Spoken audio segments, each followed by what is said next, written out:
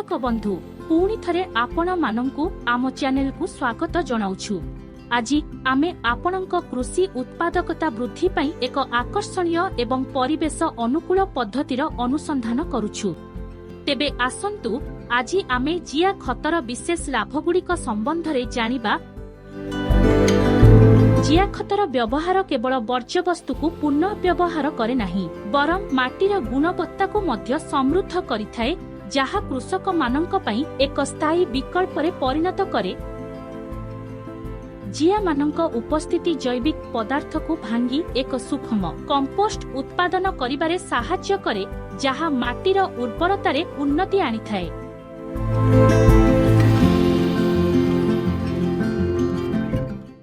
जिया खतरे nitrogen, phosphorus एवं potassium भली अत्यावश्यक पोषक तत्व रही थाए, जहा गछर वृद्धि पई अत्यंत गुरुत्वपूर्ण। एथिरे उपकारी अणुजीव मध्य रही थाए, जहा पोषक तत्व अवशोषण रे साहाय्य करे एवं गछ को प्राकृतिक भावरे पोको एवं रोग प्रतिरोध करिबारे साहाय्य करिथाए।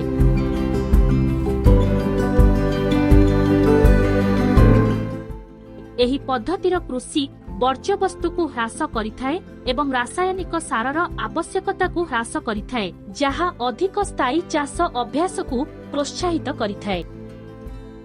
जिया खतर व्यवहार माटीर उर्वरता बढ़ाई थाए, जहा द्वारा सुस्थ गछ एवं फसल उत्पादन वृद्धि पाइथाए।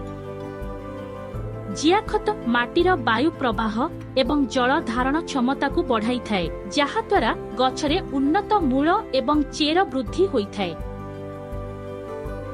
एबे आसंतु जानिबा जिया खत प्रस्तुत किपरि करिबा।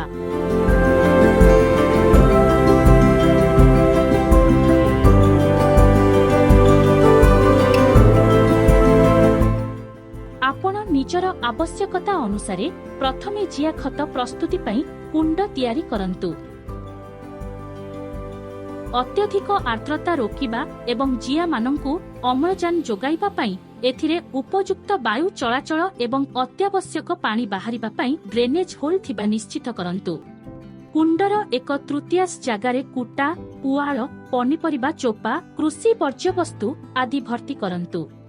एहा सहित किछि गाई खत एवं गछ तलर किछि माटी को कुंडरे प्रयोग करंतु। एहा द्वारा उपकारी अणुजीव माने आपणक जिया खत कुंडरे बस विस्तार करिवे एवं जिया खतर गुणवत्ता को बढ़ाइबारे साहाय्य करिवे। कुंडरे पानी सिंचन करी भल भाबे ओदा करंतु। 2 रु 3 दिन परे एही कुंडरे अति कमरे 1000 जिया बा 1 केजी जिया छाड़ंतु।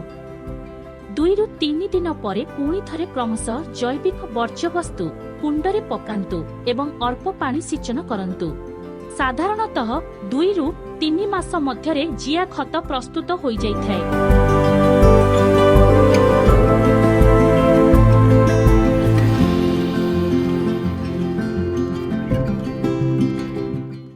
एबे आसंतु जानिबा फसल रे जिया खतर प्रयोग किपरि करिबा। वृक्षरोपण पूर्वरु जिया खत को ऊपर स्तर 6 रु 8 इंच माटी रे मिसांतु। लागिथिबा गछ गुड़िकर मूल चारि पाखरे जिया खतर एक पतला स्तर अधरु 1 इंच बिछांतु। गछ को उत्तम पोषक तत्व प्रदान करिबा पई चाष ऋतुरे विशेष करी बसंत ऋतुर प्रारंभ रे एवं ग्रीष्म ऋतुर शेष भाग रे जिया खत निहाती प्रयोग करंतु।